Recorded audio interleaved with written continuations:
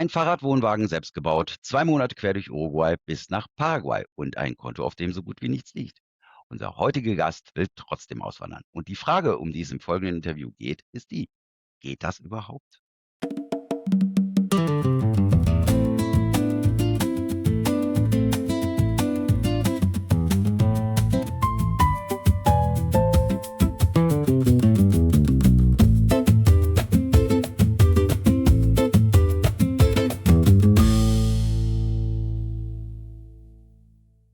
Hola a todos! Schön, dass ihr wieder dabei seid zu einer neuen Folge aus unserer Reihe Interviews mit Expats. Und heute machen wir eine Ausnahme. Unser Gast ist noch gar nicht ausgewandert. Er steckt mittendrin im Plan, genau wie wir. Nur, dass er nebenbei etwas macht, das wir uns nicht trauen würden. Er ist mit einem selbstgebauten Fahrradwohnwagen durch Uruguay gefahren und hat unterwegs im Freien geschlafen. Auf YouTube ist er Therapeut on Tour. Hallo Matthias und danke, dass du dir die Zeit nimmst.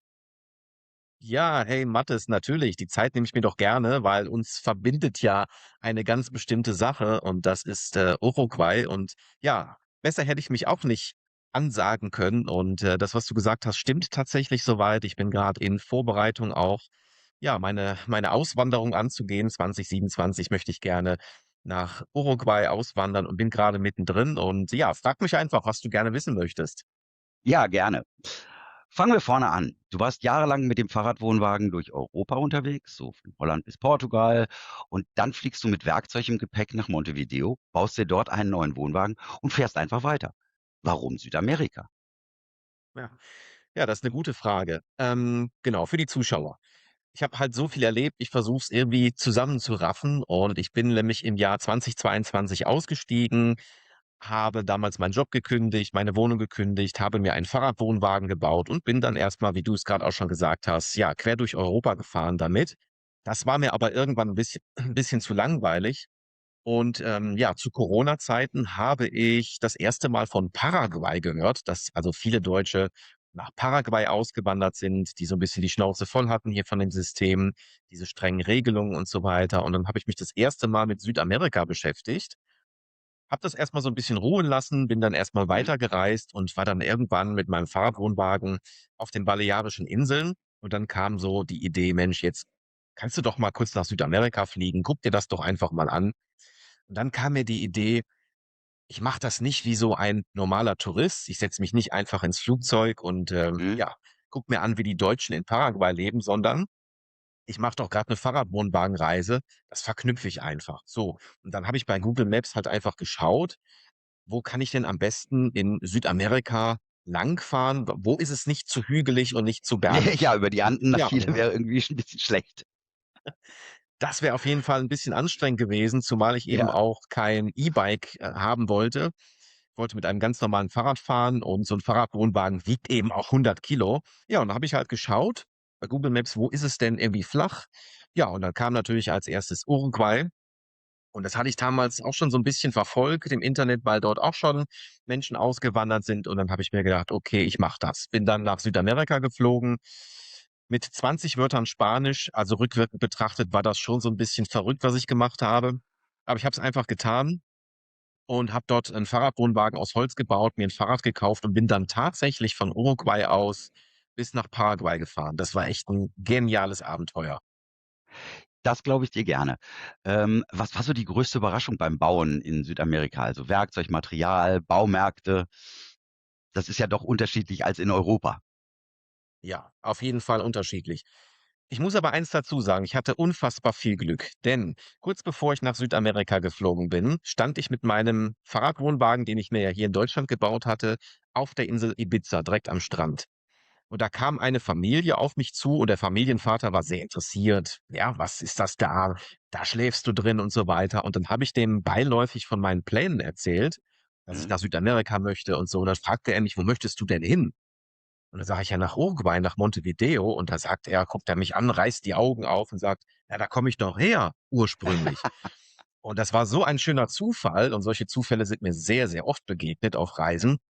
Na ja, auf jeden Fall hat er gesagt: „Was brauchst du?“ Ich sage: „Na ja, schön wäre 'n Schlafplatz, ja, und 'n Platz, wo ich meinen Fahrradwohnwagen bauen kann.“ Dann sagt er: Kleinen Moment, hat er kurz sein Handy rausgeholt, hat angerufen, ja, von Ibiza nach Uruguay und hat da mit seiner Familie gesprochen. Also ein Teil seiner Familie wohnt noch dort und haben gesagt, ja, ich habe hier so 'n Loco Alemann, so einen verrückten Deutschen, der will da irgendwas bauen. Ja, geht, geht. Und ja, kurz erklärt, ne, das ging natürlich und dann hatte ich schon, bevor ich da hingeflogen bin, 'n Schlafplatz gratis, weil die Südamerikaner sind sehr, sehr nette Menschen. Kann ich vielleicht nachher noch was dazu sagen. Und ich hatte 'n Platz, wo ich meinen Fahrradwohnwagen bauen kann.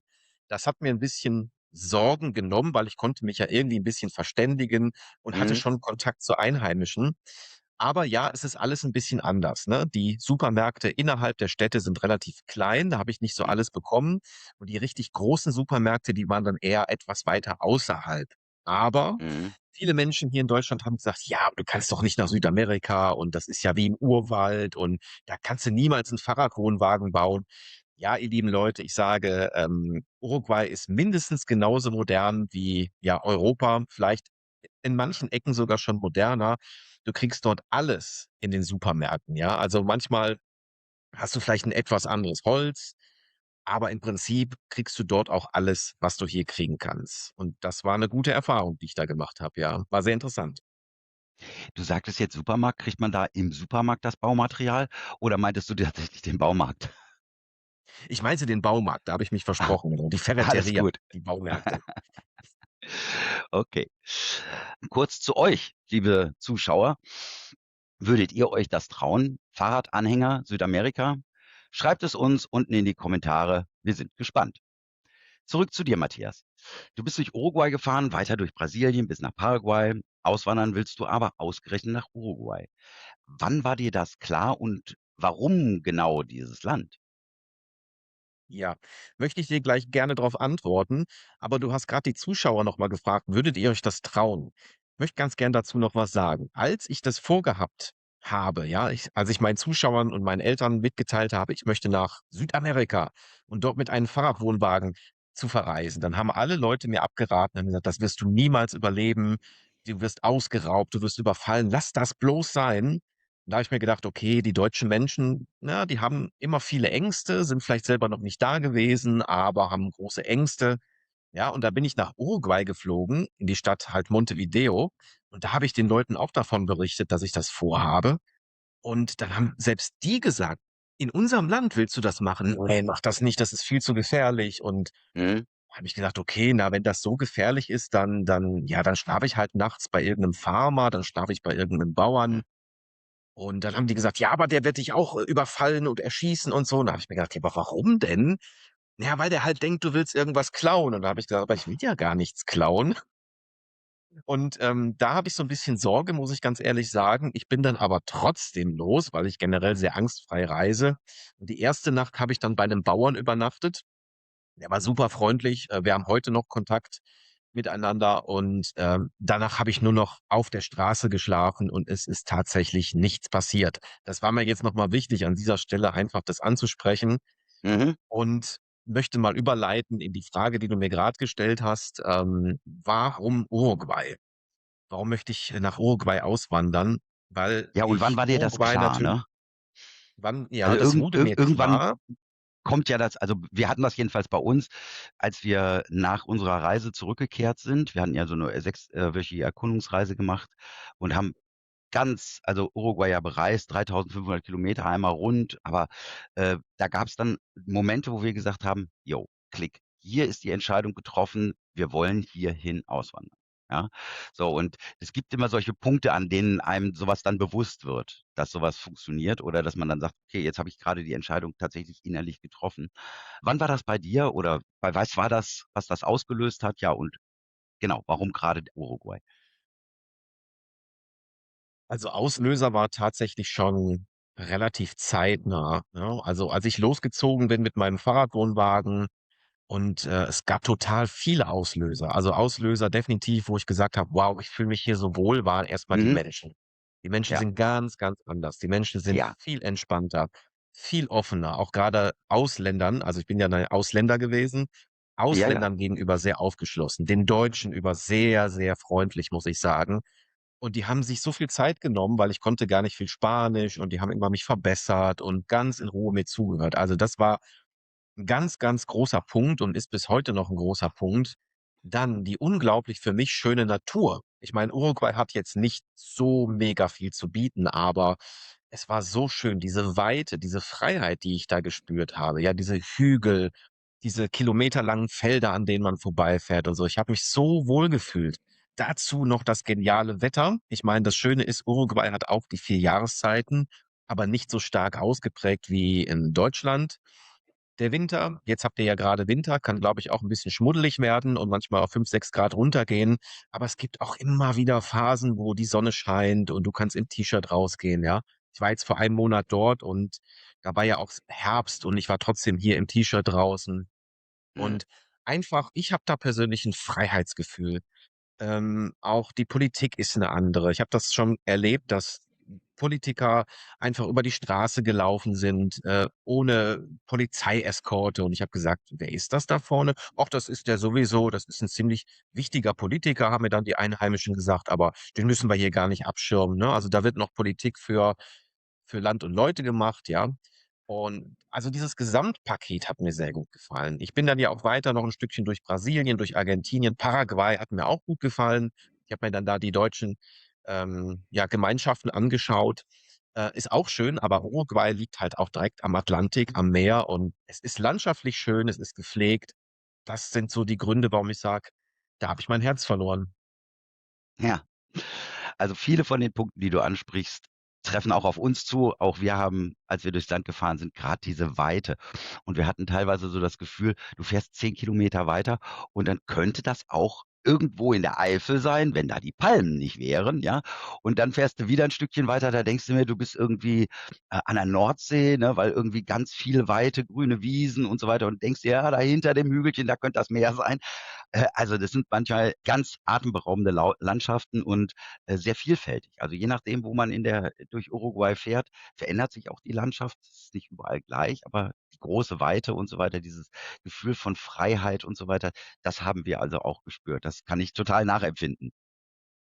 Ja. Okay, als wir jetzt in Uruguay unterwegs sind, da sind wir mit einem festen Plan. Wir hatten also unsere Route und dann hatten wir auch schon die Hotels teilweise gebucht, sind aber auch, sehr spontan dann also, ne, sind dann gefahren und haben dann überlegt: „Okay, da könnten wir jetzt irgendwie 'n Airbnb brauchen“ und dann haben wir das halt irgendwie vorher klargemacht. Ist uns auch schon mal nicht gelungen. Wir kamen irgendwo in 'nem Hotel an, wollten da 'n Zimmer haben, ganz spontan und dann hatten die irgend 'ne Veranstaltung da in der Gegend und dann sagt er: „Ja, im Umkreis von den nächsten 100 Kilometern brauchst du es erst gar nicht probieren. Wir haben hier ein Riesending, ja, und fahr mal nach Montevideo, da findest du vielleicht dann was. Haben wir also auch erlebt.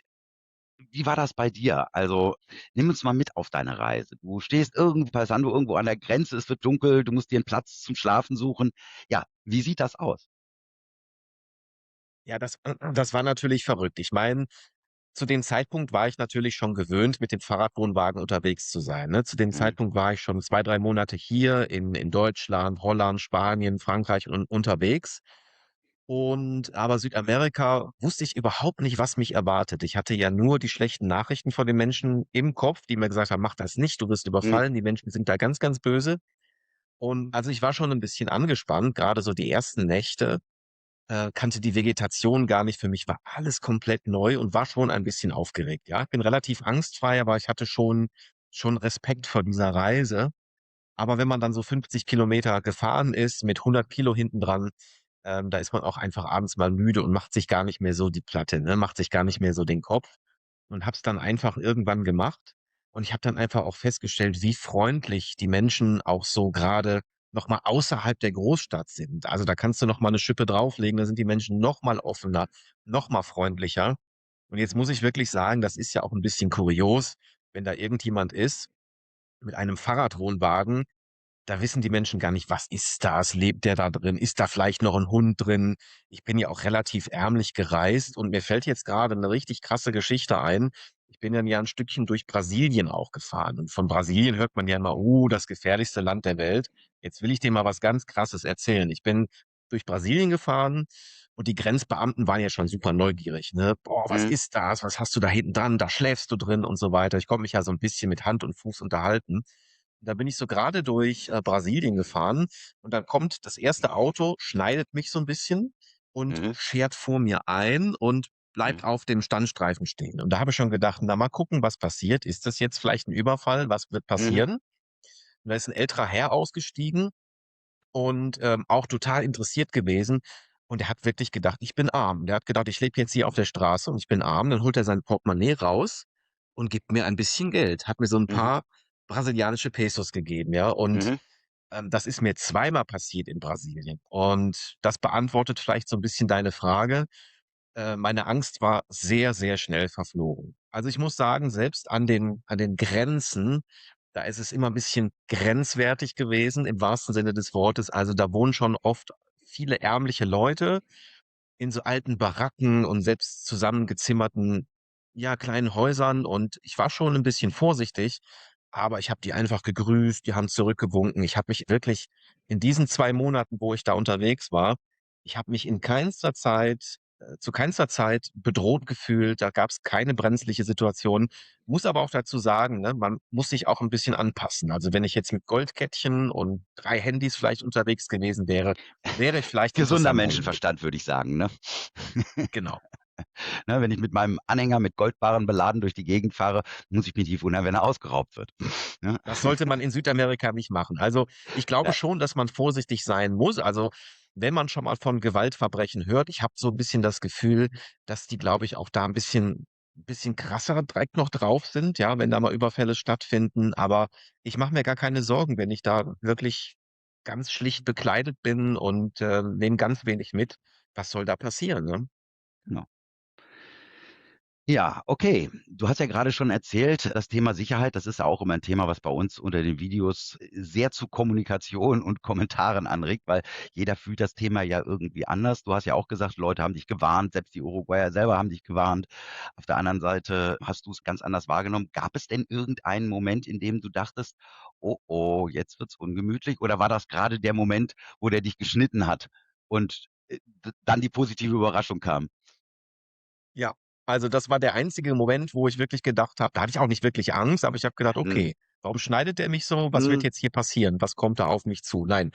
Also, ich war ja insgesamt 2 Monate on Tour und ich hatte dann später ja auch noch mal kurz eine Freundin in, Montevideo und ich war ja insgesamt so fast ein Jahr, ne, so in Südamerika, in Paraguay und in Uruguay. Und zu keiner Zeit habe ich mich dort bedroht gefühlt von niemandem, selbst von den obdachlosen Menschen in Montevideo nicht, ne, die ja Mhm. meistens auch noch irgendwie versuchen, Geld zu verdienen, irgendwas zu machen. Und, da muss ich wirklich sagen, ich persönlich da überhaupt zu keinster Zeit irgendwie Angst gehabt. Das Mittlerweile, ist wenn ich schön. das noch anknüpfen darf, mittlerweile, wenn ich schon mal hier so Städtetrips mache, gerade mit Deutschlandticket bin ich ja auch unterwegs. Ich habe, und das ist jetzt nicht gelogen, manchmal hier in größeren Städten mehr Ängste in Deutschland, dass hier irgendwas Komisches passiert. Man liest es ständig, man sieht es ständig in den Nachrichten, Messerangriffe, mit Machete wird da irgendwie auf Leute losgegangen. Menschen rasten aus, ja, und das spielt auch keine Rolle. Das sind doch nicht immer Ausländer, das sind auch Deutsche, bei denen das passieren kann. Und mittlerweile fühle ich mich in Süd- und Mittelamerika sicherer, muss ich ganz ehrlich sagen. Du hast gerade von den Brasilianern erzählt, die sehr, sehr freundlich waren und auch gesagt, dass wenn du da mit so einem selbstgebauten Wohnwagen durch so ein Dorf rollst, das bleibt natürlich nicht unbemerkt. Hast du noch mehr irgendwelche Dinge, die dir da passiert sind, wo die Leute auf dich zugekommen sind, weil du da eben sehr außergewöhnlich mit diesem Wo Fahrradanhänger durchs Dorf rollst? Na, ich muss sagen, dadurch, dass jetzt Uruguay eben auch ein sehr weitläufiges Land ist und sich die meisten Menschen ja schon eher auch so in Montevideo und Mhm. Umgebung aufhalten, hatte ich natürlich auch viele Tage, wo ich relativ wenig Kontakt zu Menschen hatte, ne? Klar sind Leute Ja. mit dem Auto an mir vorbeigefahren. Ach so, es kam auch schon Ja, mal vielleicht vor, mal da kam gehupt 'n oder gewunken. Lkw-Fahrer kam mir 'n Lkw-Fahrer entgegen, machte auch fast 'ne Vollbremsung, kurbelte sofort sein Fenster runter und gab mir seine angefangene Limoflasche: „Hier, damit du was trinken kannst“ und so. Also, so was ist passiert. Also, dass die Leute mir freundlich gewunken haben, das ist sehr häufig passiert und ich habe auch schon mal an der Polizeistation gefragt, ob ich da schlafen kann, ebenso aus Sicherheitsgründen. Und dann ist man halt immer wieder ins Gespräch gekommen, aber die Menschen waren unfassbar höflich. Und noch 'n Beispiel möchte ich gerne nennen. Ich habe halt öfter ja, das sind ja eben kilometerweit sind ja von den Bauern kilometerweit nur Felder, ne? Mhm. Und ich hatte manchmal Schwierigkeiten, einen Schlafplatz zu finden, weil es dort nicht so Fahrradwege gibt wie jetzt hier in Deutschland oder in Europa. Auch Wälder gibt es in Uruguay, aber halt auch vereinzelt. Und so musste ich halt manchmal an der Straße stehen. Da habe ich mich meistens so in die Einfahrt, ja, wo es zu dem Mhm. Feld des Bauern ging, habe ich mich da hingestellt, um dort einfach eine Nacht zu schlafen. Und da kam es natürlich manchmal auch vor, dass der Farmer, dass der Bauer einfach vorbeigekommen ist, weil er noch irgendwas zu tun hatte.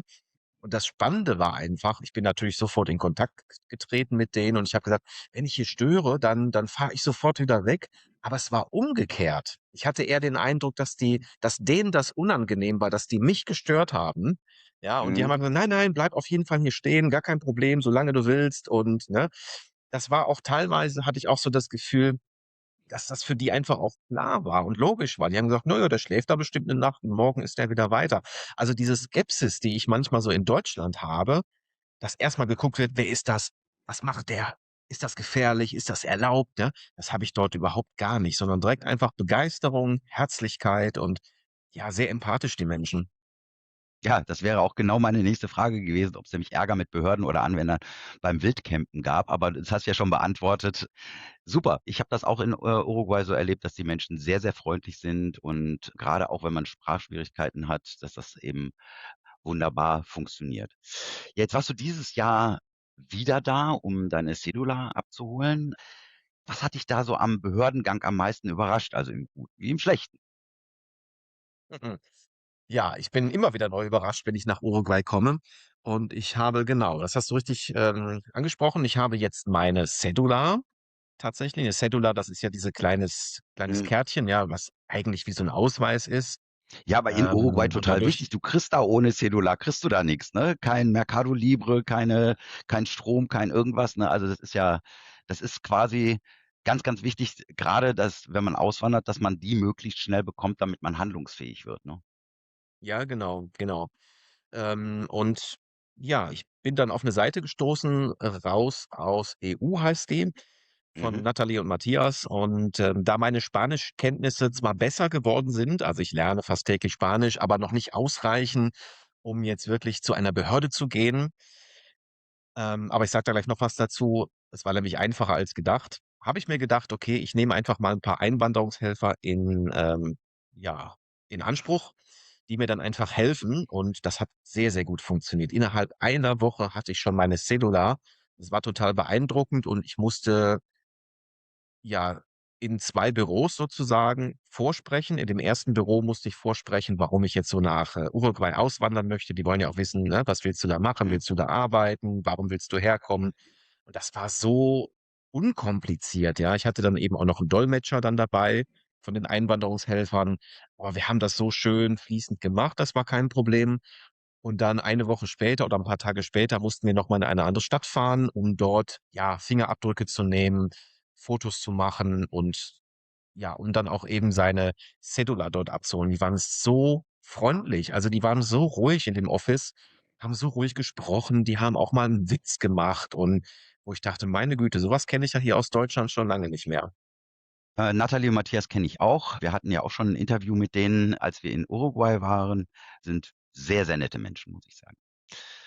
Jetzt, als du nach 3 Jahren noch mal wieder zurück nach Uruguay gekommen bist, zu diesem Cedula-Termin, was hat sich denn da in dieser Zwischenzeit innerhalb dieser 3 Jahre verändert? Also, hat sich das Land für dich erlebbar in irgendeiner Form verändert in der Zwischenzeit? Ja, das hat es. Das war auch 'ne sehr spannende Erkenntnis, die ich hatte. Und zwar hat sich also in dem Land selber erstmal nicht so viel verändert, aber in mir hat sich natürlich vieles verändert, ja. Ich bin ja damals dahin Mhm. geflogen, 20 Wörter Spanisch und das erste Spanisch, was ich natürlich gelernt hatte, war auch das Baumarktspanisch. Das ist auch lustig. Ich muss da wissen, wie heißt 'ne Schraube, wie heißt 'n Schraubenzieher, ne? Das war damals sehr witzig. Es war super aufregend und ich habe damals vor 3 Jahren habe ich Uruguay noch, ja, mega aufregend empfunden. Ja, die Busse, die fuhren teilweise so schnell, da musstest du reinspringen, da waren die Türen noch offen. Alles war neu für mich und alles war anders.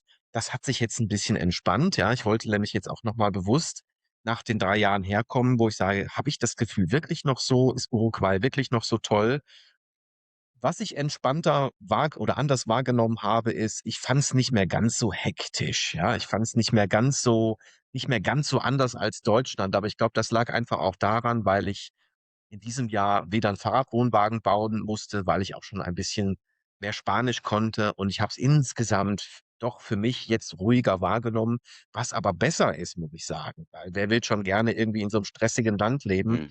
Und ich habe einfach auch gemerkt, mir ist nochmal bewusst geworden, wie gut viele Abläufe einfach in Uruguay funktionieren. Ja, ich weiß, der Bus, der kommt auf jeden Fall, auch wenn da kein Fahrplan hängt, teilweise.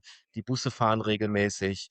Es ist sehr sauber, es hat gute Strukturen und es hat es einfach nochmal bestärkt für mich, dass ich sage, okay, das ist definitiv mein Land. Hier kann man gut auswandern, also die Auswanderung auf jeden Fall starten. Ja. Okay, das war jetzt der einfache Teil. Denn eine Cedula bekommt man mit Geduld, ne? Aber so ein Leben in Uruguay bekommt man halt mit eher Geld. Also reden wir über das Geld. Wenn du jetzt 2027 wolltest du, glaube ich, nochmal nach Uruguay. Was hast du dann im Rücken? Ja, das ist gut, dass du das einfach mal fragst, weil das ist einer der wichtigsten Punkte und tatsächlich auch noch ein Punkt, warum ich jetzt aktuell gerade noch in Deutschland bin. Ich bin ja schon länger jetzt auf Reisen und fangen wir mal mit dem Positiven an.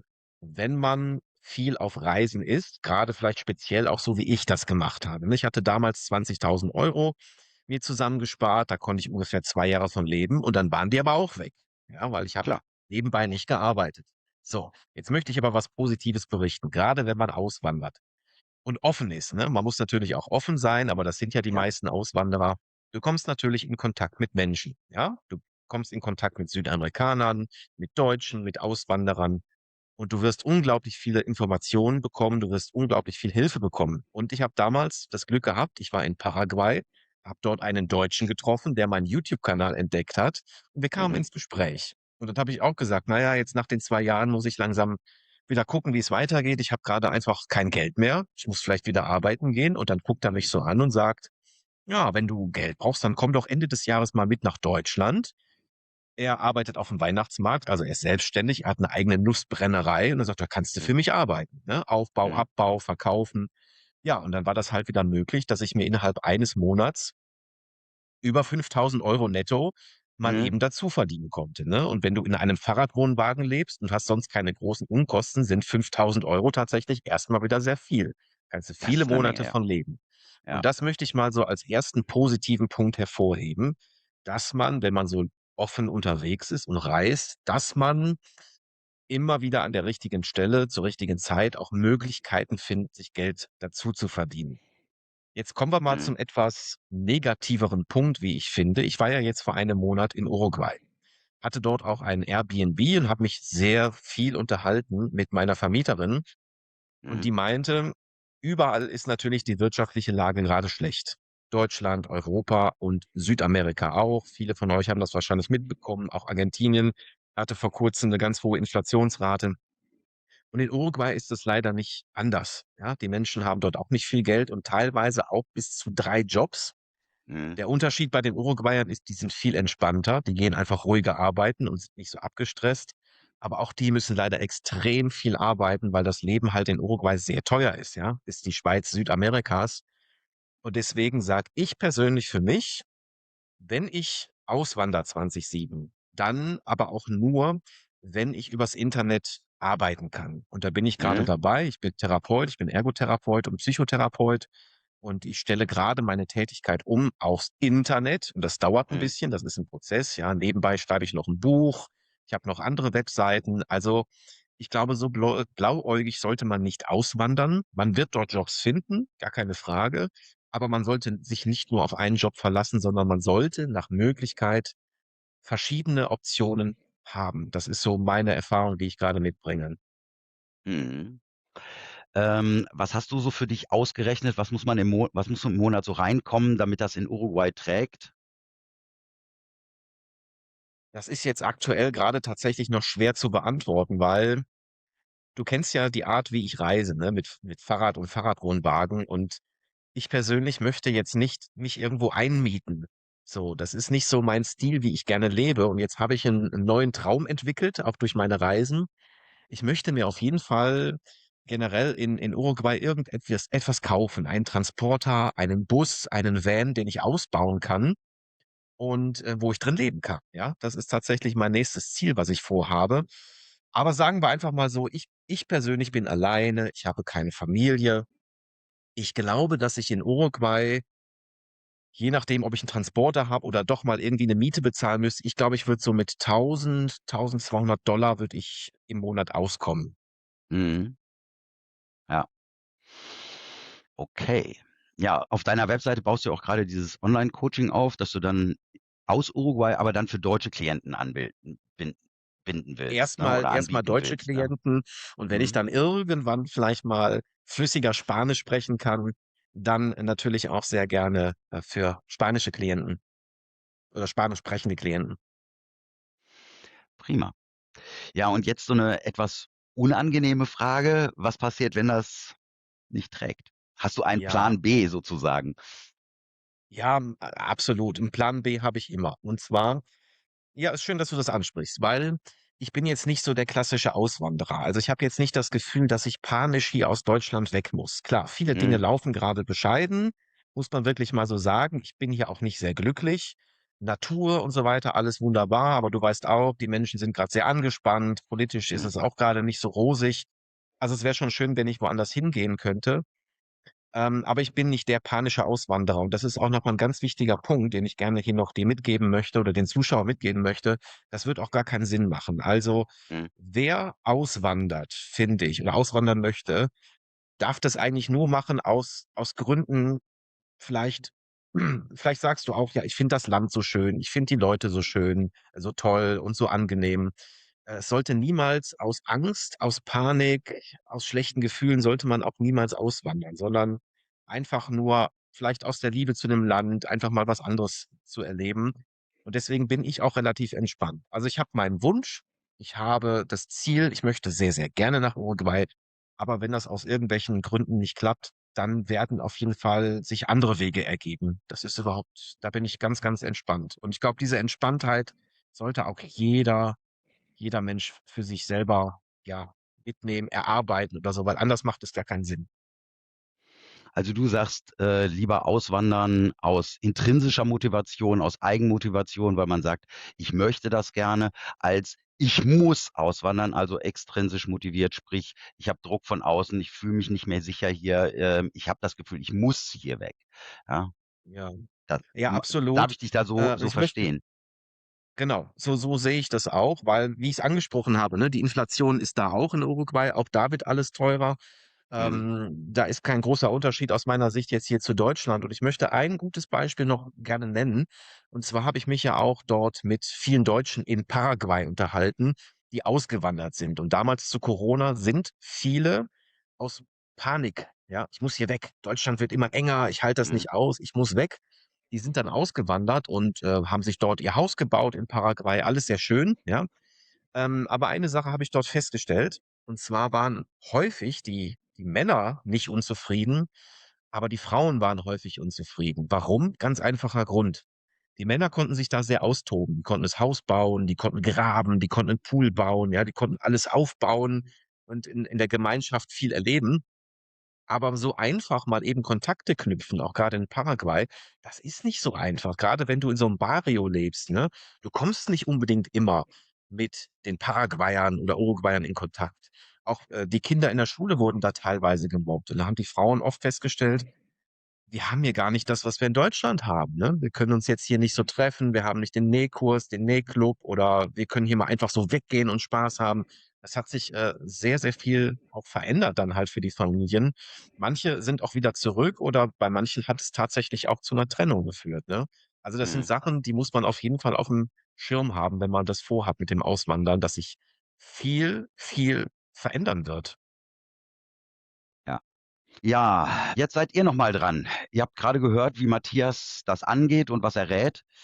Wie würdet ihr das denn machen? So ohne Polster, mit einem Plan, der gerade erst anläuft? Ein Wort reicht, ja oder nein. Schreibt es uns einfach unten in die Kommentare. Und wenn ihr nein sagt, schreibt auch dazu, was euch da fehlen würde. Ja, bis hierhin haben wir über Geld geredet. Es gibt noch eine zweite Währung, die beim Auswandern schneller aufgebraucht ist. Und du hast es gerade auch schon angeschnitten, die Nerven. Du warst jetzt monatelang allein da unten unterwegs, kein fester Ort, kaum Sprache, niemand, den du so wirklich kanntest. Hattest du irgendwann mal Heimweh und wann war das, in welchen Situationen war das so am schlimmsten? Also ich glaube, was Thema Heimweh angeht, da bin ich ein ganz schlechter Ansprechpartner, weil sowas kenne ich gar nicht. Ah, Bin okay. aber auch davon überzeugt, das ist genetisch schon so in mir angelegt gewesen, weil schon als kleiner Junge, als ich so 5, 6 Jahre alt war und mein erstes Fahrrad bekommen hatte, bei mir steckt die Freiheit einfach so im Herzen drin. Ja, das ist einfach so bin ich auf die Welt gekommen und ich bin schon früher immer ganz weit mit dem Fahrrad weggefahren und als ich dann älter wurde, habe ich mir ein Ticket gekauft, bin ganz weit mit Bus und Bahn schon immer gefahren. Ich liebe das ja so. Und wie gesagt, ich fühle mich auch in Deutschland wohl, aber ich habe nicht so dieses Heimatgefühl. Ja, Heimat ist für mich auch, wenn ich in meinem Fahrradwohnwagen lebe oder wenn ich bald Mhm. mir einen Bus oder einen Van kaufe, dann ist das meine Heimat. Ja, ich habe jetzt auch, muss ich sagen, nicht so den ganz, ganz engen Kontakt zu meiner Familie, weil das halt einfach so ist. Und von daher kenne ich das Gefühl von Heimweh gar nicht. Eher das Gefühl von Fernweh, nämlich, dass ich gerne nach Uruguay gehen möchte. Das kenne ich schon eher. Aber ich kann mir vorstellen, Menschen, die sehr mit ihrer Familie verbunden sind oder vielleicht auch mit Deutschland verwurzelt sind, ja, dass da auf jeden Fall Heimweh auftreten kann. Aber mal ganz ehrlich, ich meine, der Flug ist zwar lange, 16 Stunden, je nachdem, ne, wo man wohnt, auch in Deutschland, aber es geht noch, ne? Man kann also auch immer mal wieder zurückfliegen. Das ist ja alles möglich. Und für die Menschen, die sich halt noch unsicher sind, würde ich einfach empfehlen, flieg dahin, ja, vielleicht mal für 3, 4, wenn es auch geht, ein bisschen länger, 5 Wochen und einfach mal die Luft einatmen, mit den Menschen in Kontakt treten und einfach Ja. mal ohne Vorurteile einfach mal gucken. Lasst das Land mal auf euch wirken und dann geht wirklich nach Gefühl, ja? Wenn ihr sagt: „Ich habe hier so 'n freies Gefühl“, dann ist es die richtige Entscheidung. Aber wenn schon die ersten Ängste auftauchen und soll ich und ach, ich weiß nicht und woanders ist vielleicht auch gut, dann auf jeden Fall da drauf auch hören, ja? Das ist wichtig, das eigene Gefühl. Ja, definitiv. Also, wir hatten dazu mal ja 'ne ganze Folge gemacht, das berühmte sogenannte Sechsmonatstief. Da sagt die Studienlage, bis zu 70% aller Auswanderer durchlaufen eine Phase mit heftigem Heimweh. Egal wann wie gut man sich vorbereitet, rechnest du damit, dass es dich dann vielleicht auch erwischt? Also, du hast ja jetzt grade gesagt, eher das Fernweh. Wär's dann irgendwie so, du bist jetzt 'n halbes Jahr da und dann trifft dich statt dem Heimweh das Fernweh und du willst jetzt noch weiter andere Welten entdecken? Ja, also, ich glaube schon. Also, woanders ist es ja auch nicht immer besser, sondern nur anders, ne? Das muss man Mhm. halt wirklich mal so sagen. Ich liebe die Veränderung. Also, wie gesagt, die Gründe, warum ich auswandern möchte, sind eher so, ich möchte mich in der Sprache verbessern und das kann ich, glaube ich, nur, wenn ich dort lebe, damit ich einfach mit ganz, ganz vielen Menschen sprechen kann. 'Ne andere Kultur. Ich liebe es, andere Kulturen zu leben. Ich mag es, mich mit den Einheimischen zu unterhalten, 'n anderes Klima, 'ne andere Luft einzuatmen. Aber ich habe gemerkt, als ich jetzt auch die 3 Wochen in Uruguay war, ich habe mich auch wieder sehr gefreut, in Deutschland zu sein. Einfach Mhm. mal wieder mein gewohntes Brot zu essen, gewohntes Brötchen zu essen, weil grade auch so die Lebensmittelqualität so, sage ich mal, Uruguay, Paraguay auch nicht immer die beste ist. Klar, die haben sehr gutes Fleisch zum Beispiel auch in Uruguay, aber auch Nahrungsmittel sind wieder noch mal 'n ganz anderes Thema und ich kann mir schon vorstellen, dass wenn ich einige Jahre in Uruguay wohne, mich auch mal wieder 'n bisschen an meine Heimat zurückerinnere und einfach auch ja, ich glaube schon, dass es einige Dinge gibt, die man auch vermissen wird. Definitiv, ja. Ja, da bin ich auch ganz sicher. Also, unsere Beobachtung ist also die: Wer sich schwer integriert, also, zum Beispiel mit der Sprache, mit dem Anschluss, der zieht sich zurück in eine deutsche Community und bleibt möglicherweise dort hängen. Was sagst du, Rettung oder Falle?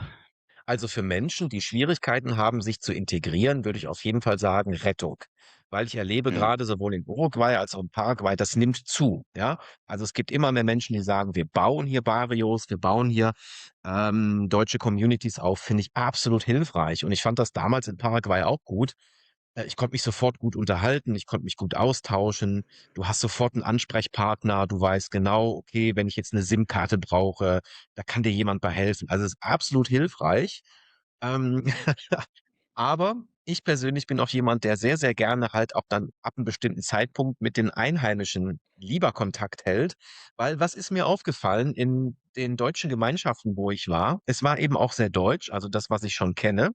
Ja. Und es wurde immer noch sehr, sehr viel über das Thema Corona gesprochen. Ja, das Mhm. war alles schlimm. Da sind viele Dinge passiert und man muss das auch alles verarbeiten. Aber dort habe ich Menschen getroffen, die haben halt schon da ihr eigenes Haus gebaut, ihren eigenen Pool. Die Sonne schien, es war toll, südamerikanisches Flair. Und dann haben die dann plötzlich immer noch sich aufgeregt, haben gesagt, weißt du noch, mein Chef damals und was der Ja. zu Corona-Zeiten alles zu mir gesagt hat und meine Kollegen. Da habe ich gemerkt, auch Leute, ihr merkt gar nicht, ihr habt das so schön gerade, ne? Die Sonne scheint, geht doch in den Pool und lasst doch mal die alten Geschichten jetzt weg. Ihr seid ja nicht mehr in Deutschland. Ihr habt das nicht mehr. Genießt das hier und jetzt, ne? Ja, und das fällt den Deutschen, glaube ich, Und gerade das kann man in Uruguay ja ganz genau. wunderbar. Und das fällt den Ja. Leuten, glaube ich, immer schwer. Und das ist ein wichtiger Punkt, den du ansprichst. Die Südamerikaner leben mehr im Hier und Jetzt. Ja, die sagen auch, das ist auch so witzig, auch in Paraguay zum Beispiel. Die Menschen verdienen dort sehr wenig. Und ich habe auch Geschichten gehört, dass dann gerade wenn es dort auch mal deutsche Arbeitgeber gibt, ja, die gibt es dort, die Paraguayer einstellen und die deutschen Arbeitgeber haben sich gedacht: „Okay, wir bezahlen mal ein bisschen mehr Lohn, ja, wir belohnen die mal ein bisschen, die haben gut gearbeitet.“ Dann sind manchmal die Arbeiter am nächsten Tag nicht mehr zur Arbeit erschienen. Warum? Sie hatten erst mal genug Geld für die nächsten 3 Ja, Tage. Die haben gesagt: „Das reicht ja erst mal, jetzt brauche ich nicht ja, weiterarbeiten.“ ja. Und die Einstellung, die finde ich toll. Die möchte ich auch gerne noch mal bei mir ein bisschen integrieren, zu sagen: „Jetzt habe ich erst mal Geld für die nächste Woche. Nächste Woche schauen wir einfach mal weiter.“ Um aber noch mal auf deine Frage zurückzukommen, ja, ich finde deutsche Communities toll. Meine persönliche Empfehlung ist aber, man sollte sich nicht zu sehr in dieser Bubble aufhalten. Es ist einfach zu schade, wenn man zu selten, zu wenig mit den Einheimischen in Kontakt tritt. Ich finde, das hat auch ein bisschen was mit Respekt zu tun, ja? Deswegen möchte ich Mhm. auch Spanisch fließender sprechen. Die nehmen mich auf. Ich kann da meine Cedula beantragen. Also, sage ich auch aus Respektgründen, ich will auch mit denen mal Abendessen. Ich will die auch mal einladen. Also, das ist für mich einfach ein Muss, dass ich einfach mit den Menschen dort in Kontakt trete. Ja, du setzt ja jetzt von Anfang an auf die Sprache, und sogar so sehr, dass du dir zum Üben 'n eigenen Kanal auf Spanisch aufgebaut hast und Alemán in Südamerika.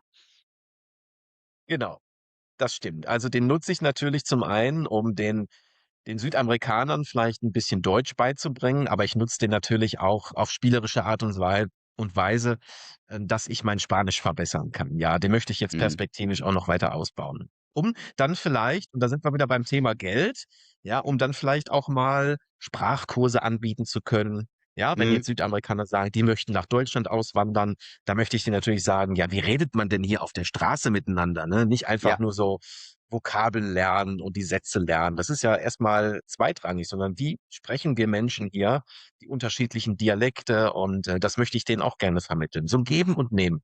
Ja. Wo stehst du grade mit deinem Spanisch?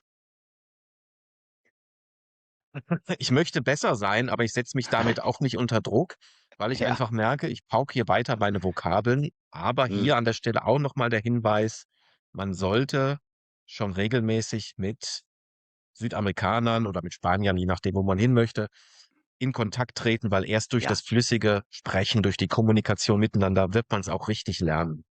ja, das glaube ich auch.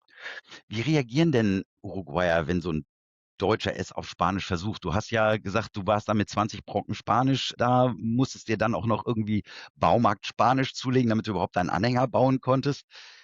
Wie hat das funktioniert?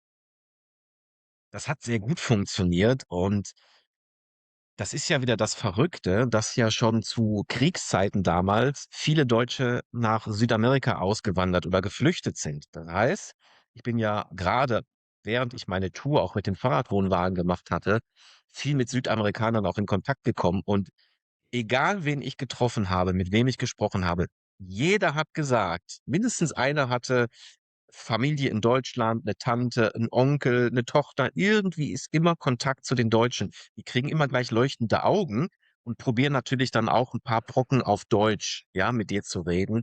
Und die Erfahrungen, die waren halt, einfach, ja, durchweg, positiv, was das angeht. Also, man kann sich dort immer irgendwie verständigen. Das ist überhaupt gar kein Problem. Ja, sehr schön. Das war auch übrigens unser Erleben, als wir in Uruguay waren. Wir waren ja auch erstmal jetzt, als wir unsere Erkundungsreise gemacht haben, eher so mit 20 bis 30 Brocken Spanisch unterwegs und haben dann auch gemerkt, es ist tatsächlich, gerade wenn du im Hinterland bist, da spricht auch niemand mehr Englisch. Da musst Ja. du dann schon, da hatten wir teilweise dann auch hier Google Translator, ne, und haben dann damit irgendwie versucht, klarzukommen. Also das Ja, klappt genau. Die aber da finden schon das ganz teilweise gut. aber auch sehr witzig und die lieben Ja, das auch, ne, diese Kommunikation.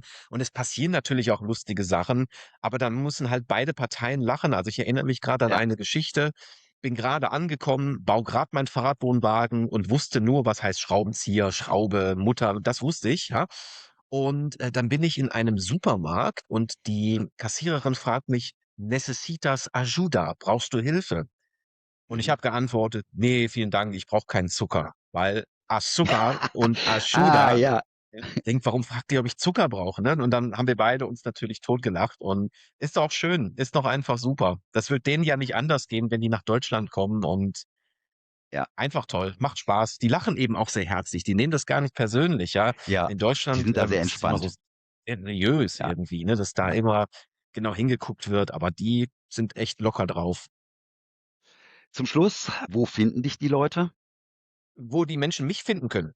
Ja, auf YouTube zum Beispiel oder sonst Auf wo. YouTube zum Beispiel. Also, wenn die Menschen gerne was über Reisen, Freiheit und Gedanken erfahren möchten, dann steht das schon unten bei mir drunter. Therapeut on Tour, da findet ihr mich bei YouTube und bei Instagram. Und wie du es gerade auch schon angesprochen hast, es gibt noch einen Zweitkanal, der heißt Un Alemán in Südamerika, also ein Deutscher in Ich Südamerika. verlinke die beiden Kanäle auch unten in der Folgenbeschreibung. Das ist super lieb von dir. Vielen, vielen Dank. Auch bei YouTube und Instagram zu finden. Alles klar. Matthias, danke, dass du dir die Zeit genommen hast und vor allem, dass du so offen warst. Magst du dich noch von den Leuten verabschieden? Ja, ich danke dir auch. Es war sehr schön, dass wir uns unterhalten haben und ich finde es vor allen Dingen auch wichtig, dass mehr Menschen von diesem wunderschönen Land Uruguay erfahren. Ich kann nur sagen, kommt mal her, besucht mal das Land, lernt mal Land und Leute kennen. Die Herzlichkeit wird euch mit sehr hoher Wahrscheinlichkeit begeistern. Schön, dass ihr auch bis zum Ende des Videos drangeblieben seid. Vielen, vielen Dank und hasta luego. Ja, mach's gut, Matthias, und viel Erfolg mit dem Plan. Wer sehen will, wie man mit einem selbstgebauten Fahrradanhänger durch Südamerika fährt, Matthias Kanal heißt Therapeut on Tour. Link kommt auch nochmal unten in die Beschreibung. Und was wir jetzt aus dem Gespräch mitnehmen, man braucht kein dickes Konto, um nach Uruguay zu gehen. Man braucht ein Einkommen, das trägt und einen langen Atem auch. Ob das reicht, wissen wir ehrlich gesagt selbst noch nicht. Wir werden es dann sehen, wenn wir selbst auswandern. Ja, und jetzt sind wir gespannt, wer von euch Matthias recht gab bei der Frage in den Kommentaren mit dem Ja und Nein. Wir lesen uns das auf jeden Fall durch und antworten auch. Und wenn ihr wissen wollt, wie es mit ihm weitergeht und auch mit uns, Abo drauf, dann seid ihr beim nächsten Gespräch dabei. Die ganze Reihe Interviews mit Experts haben wir euch auch verlinkt. Wir sehen uns in der nächsten Folge. Hasta la próxima, que les vaya bien und ciao.